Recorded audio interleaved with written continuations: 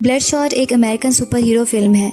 First scene में एक soldier दिखाया जाता है जिसका नाम मैरिन रे होता है। इसे हाथ में गन पकड़े हुए फाइटिंग करते हुए दिखाया जाता है और वो सब पर फायरिंग करके सबको मार रहा होता है। जैसे ही वो अंदर जाता है तो वो देखता है कि एक टेररिस्ट गन पॉइंट पर एक आदमी को लिए बैठा होता है।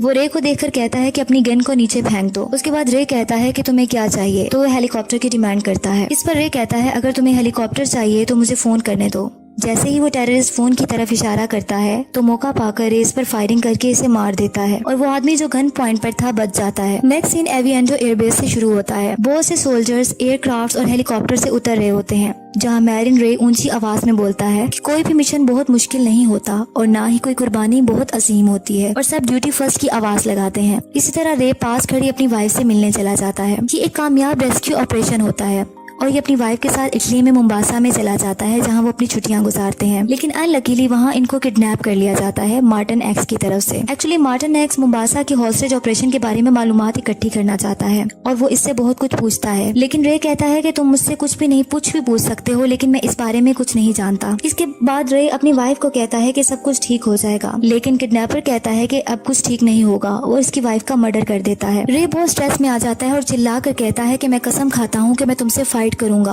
और तुम्हारा खात्मा कर दूंगा। इस पर वो किडनैपर रे को भी मार देता है। अब नेक्स्ट सीन में रे ऐसी जगह पर होता है जहां इसको प्रॉपर्ली वायर्स के साथ अटैच किया गया होता है। जैसे ही इसे होश आता है तो वो वायर्स को उतारकर जमीन पर गिर जाता है। इसी दौरान एक लड़की कैटी आती है और वो कहती है कि सब कुछ ठीक होने वाला है।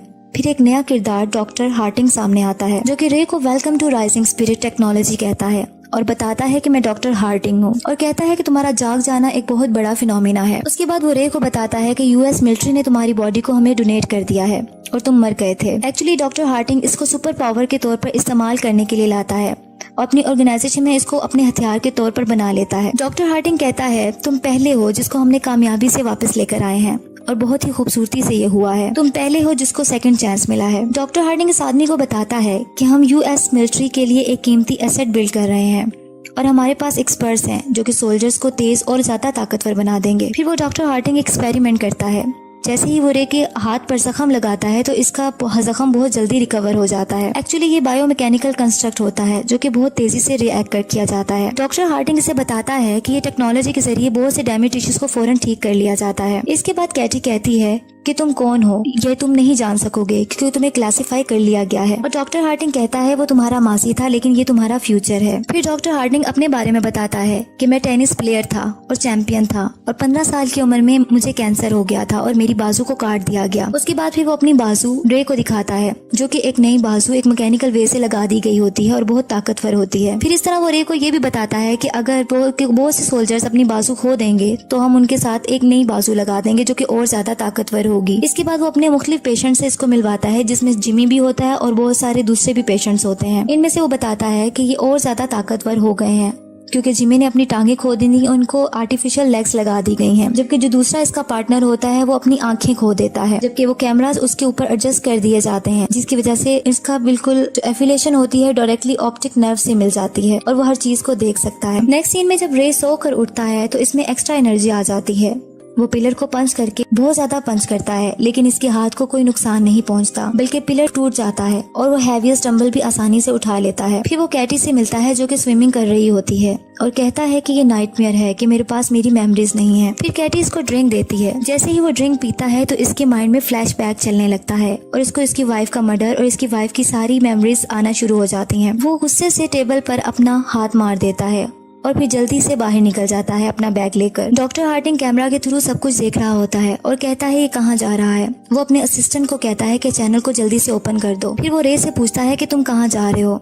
रे कहता है तुम मुझसे किस तरह बात कर सकते हो। तो डॉक्टर हार्टिंग बताता है कि तुम्हारे अंदर बिलियन वायरलेस प्रोसेसेस चल रहे हैं और ये ब्रेन में तुम्हारे साथ ये वायर्स जुड़ी हुई हैं। तुम्हें अब वापस लौट कर आना है। हम सिर्फ वो लोग हैं जिन्हें तुम जानते हो। इस पर रे कहता है कि मेरी बीवी थी जिसका मर्डर हो गया था, मुझे इसका कंफर्म करना है। उसके बाद डॉक्टर हार्टिंग पूछता है कि किसने किया है मर्डर। इसके बाद वो बताता है मार्टिन एक्स का नाम लिया जाता है। डॉक्टर हार्टिंग कहता है कि तुम्हें वापस आने का कहता हूँ क्योंकि तुम एक $multi-million प्रोडक्ट हो। लेकिन रे इसकी बात नहीं सुनता और पायलट की सीट पर बैठ के जहाज पे निकल जाता है। अब जिस लोकेशन को आइडेंटिफाई किया गया होता है वो कोलालमपुर की होती है जो बुदापेस्ट होती है। अब एक जगह दिखाई जाती है जहाँ मार्टिन एक्स को गाड़ियों में ले जाया जा रहा होता है। जब वो टनल से गुजरते हैं तो वहाँ की लाइट्स ऑफ हो जाती हैं और अचानक से एक ट्रक आकर वहाँ टकरा जाता है। अभी मार्टिन एक्स गाड़ी में बैठा होता है और पास बैठे दो आदमियों को कहता है कि मुझे बाहर जाने दो। इसी तरह वहाँ रे पहुँच जाता है और बहुत सारे लोगों से फायरिंग शुरू कर देता है। मार्टिन चिल्लाता है कि मुझे इस कार से बाहर निकालो। रे पर फायरिंग की जाती है लेकिन इस पर किसी चीज का कोई असर नहीं होता क्योंकि इसे सुपर ह्यूमन पावर बना दिया गया होता है। इसका सारा जमीन पर गिरा हुआ खून इसके अंदर चला जाता है और जल्द ही इसकी रिकवरी हो जाती है। दूसरी तरफ आम बॉडीगार्ड्स और सब उस पे बॉम्ब से और गन से अटैक करते हैं लेकिन रे का कुछ नहीं बिगड़ता। आखिर वो मार्टिन एक्स की गाड़ी की तरफ बढ़ता है और इसका मर्डर कर देता है। अगले सीन में टकोल एयरफील्ड को दिखाया जाता है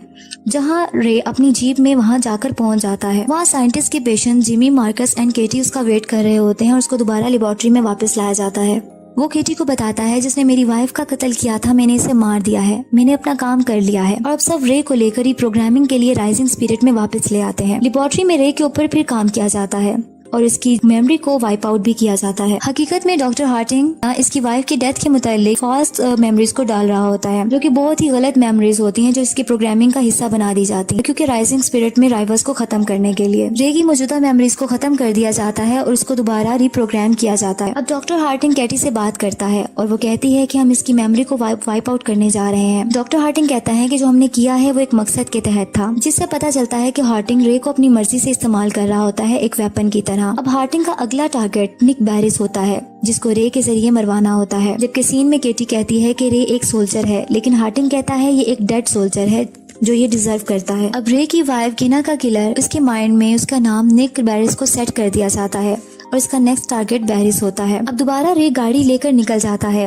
और डॉक्टर हार्टिंग अपनी प्लानिंग के मुताबिक दोबारा अपने वर्ड्स को रिपीट करता है, जैसा कि तुम कहाँ जा रहे हो, हम ही लोग हैं जो तुम्हें जानते हैं। फिर पूछा जाता है तुम किसके पीछे जा रहे हो, लेकिन इस बार बताया जाता है कि निक बैरिस के पीछे जा रहा हूँ। अब रे एयरक्राफ्ट के जरिए ईस्ट सुसेक्स इंग्लैंड में पहुँच जाता है जहाँ बैरिस होता है। बैरिस अपने ऑफिस में काम कर रहा होता है। इसी दौरान इसका प्रोग्रामर विल्किंस एक केस लेकर आता है जिसमें EMP बॉम्ब होता है। इस पर डॉक्टर हार्डिंग अपने कैमरा के थ्रू सब कुछ देख रहा होता है। ये सब पर अटैक करना शुरू कर देता है। थोड़ी देर में रे बैरिस के पास पहुंचता है और कहता है कि तुमने मेरी वाइफ का मर्डर किया है। इस पर बैरिस कहता है ये झूठ है जो तुम नहीं समझ रहे हो। रे जाने के लिए रे उसका मर्डर कर देता है और फिर बाहर चला जाता है और जाकर बेहोश हो जाता है। वो बेहोश हो जाता है तो उसको विगन्स जो इसका प्रोग्रामर था बैरिस का, वो उसको अंदर ले जाता है।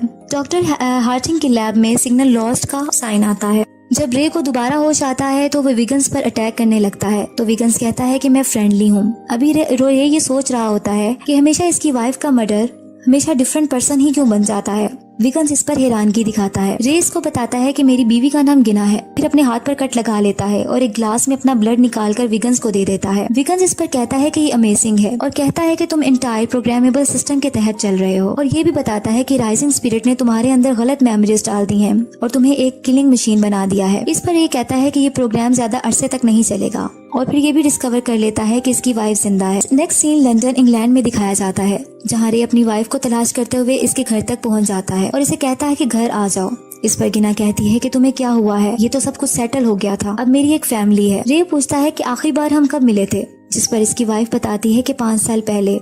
ये सुनकर रे बहुत हैरान हो जाता है। फिर रे वहाँ से चला जाता है और बहुत रोता है। वो गाड़ी में जा रहा होता है। जिमी और इसका साथी अपनी गाड़ी लेकर रे की गाड़ी को बहुत बुरे तरीके से हिट कर देते हैं और इस तरह इस पर फायरिंग भी स्टार्ट कर देते हैं। रे को जैसे ही बुलेट लगती है तो इसका वो जिस्म का हिस्सा ब्लू हो जाता है और वहाँ से रे एक चिप निकालता है और भाग जाता है। जिमी अपने साथी के साथ इसको ट्रैक करने की कोशिश करता है। जैसे ही वो बुलेट्स को हवा में फायर करता है तो वो कैमरास बन जाती हैं जिससे रे की लोकेशन का पता चल जाता है। रे पर फायरिंग की जाती है लेकिन रे एक पुलिस कार से गन्स को छीनकर फायरिंग स्टार्ट कर देता है। अब जिमी के साथ इसकी फाइट चल रही होती है और ये पब्लिक रोड पर गिर जाते हैं। इसी दौरान एक ट्रक आता है जो कि इन दोनों के ऊपर से गुजर जाता है जिसमें से रे को कुछ नहीं होता और इसकी रिकवरी हो जाती है, जबकि जिमी की टांगें अलग हो जाती हैं जो कि आर्टिफिशियल होती हैं। थोड़ी देर में जिमी इसकी बैक में एक डिवाइस को स्टैब कर देता है जिससे दोबारा वो रे बेहोश हो जाता है। अब कैटी रे के लिए थोड़ा फ्रेंडली बन जाती है, जबकि लैब में जब डॉक्टर हार्टिंग इसको कुछ कमांड्स देता है विगन्स के बारे में तो वो नहीं मानती। इस पर वो उसकी ब्रीथिंग सिस्टम को रोक देता है जिससे कैटी की तबीयत खराब हो जाती है और उसके बाद वो मान जाती है और विगन्स को ढूंढने निकल जाती है। नेक्स्ट सीन में कैटी सोहो लंदन में होती है और वहाँ पहुँच जाती है जहाँ विगन्स होता है। वो स्मोकिंग के लिए विगन्स से लाइटर मांगती है और जैसे ही स्मोकिंग स्टार्ट करती है तो उसका स्मोक विगन्स के अंदर जाता है और वो बेहोश हो जाता है और इस तरह इसके साथियों से इसके बॉडीगार्ड से लड़ाई कर उनको मार देती है। अब रे को जब होश आता है तो डॉक्टर हार्टिंग के पास होता है। रे कहता है कि तुमने मुझे इस्तेमाल किया और मुझसे कत्ल करवाए,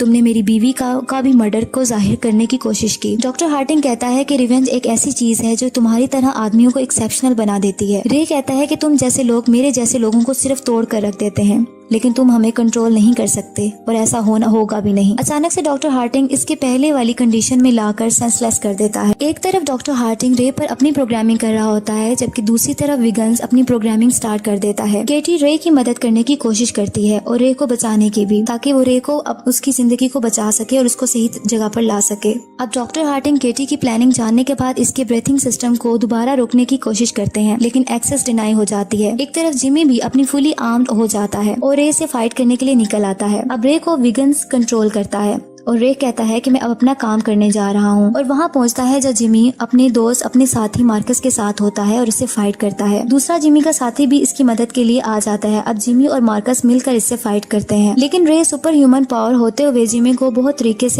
बुरे तरीके से हर्ट कर देता है और एक जिमी का पावरफुल हैंड को इससे अलग कर देता है। और जहाँ डॉक्टर हार्टिंग भाग रहा होता है, उसका वो हैंड उसकी गाड़ी में जाकर लगता है, जिससे उसकी गाड़ी रुक जाती है। अब रे डॉक्टर हार्टिंग की तरफ बढ़ता है और डॉक्टर चिल्लाता है कि मैं सिर्फ अकेला था जिसने तुम्हें रीबिल्ड किया, अगर मैं नहीं हूँगा तो तुम भी सरवाइव नहीं कर सकते। लेकिन रे मुसलसल गुस्से से डॉक्टर की तरफ बढ़ता जाता है।